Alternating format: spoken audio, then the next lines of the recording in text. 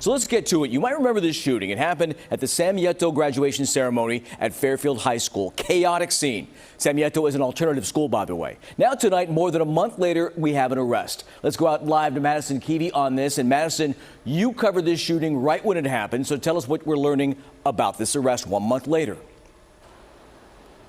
Well, Tony, the suspect was found in Texas, and Fairfield police say that they believe that the suspect, 17 years old, left California just a few days after that shooting at the beginning of June and has been there ever since. They say this took partnership with the U.S. Marshals as well as local law enforcement in Texas, and there were Fairfield police officers who were on scene early this morning when that teen was taken into custody at a house in the Dallas, Texas area.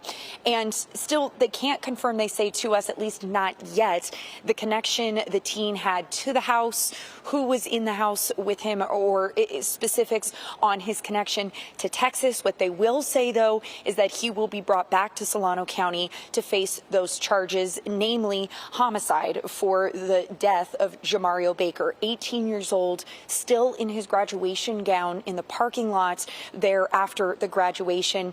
The Fairfield police say that this has taken hundreds of hours through witness testimonies, as well as going through the many videos and photos of what happened. They said there was upwards of 1,000 witnesses because, of course, this was in the moments after a massive high school graduation. So they've been working through all of that information, and they say that's what helped lead them to the suspect in Texas. The U.S. Marshals taking the lead on that arrest.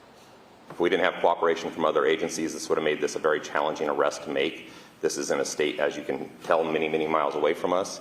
And those agencies in that state, along with our federal partners, the U.S. Marshal Service did take the lead on taking the individual into custody.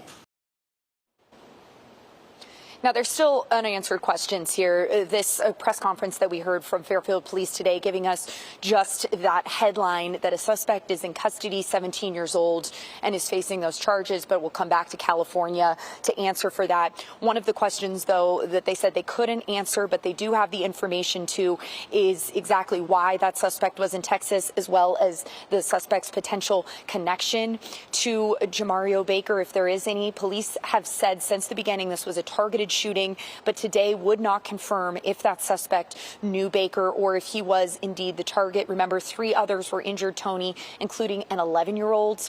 So we know that there's going to be more information coming out about this. They say Monday will be the next update.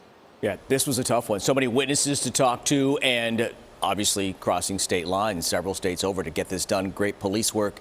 Thanks for the follow-up, Madison. Arrest in that case a month later.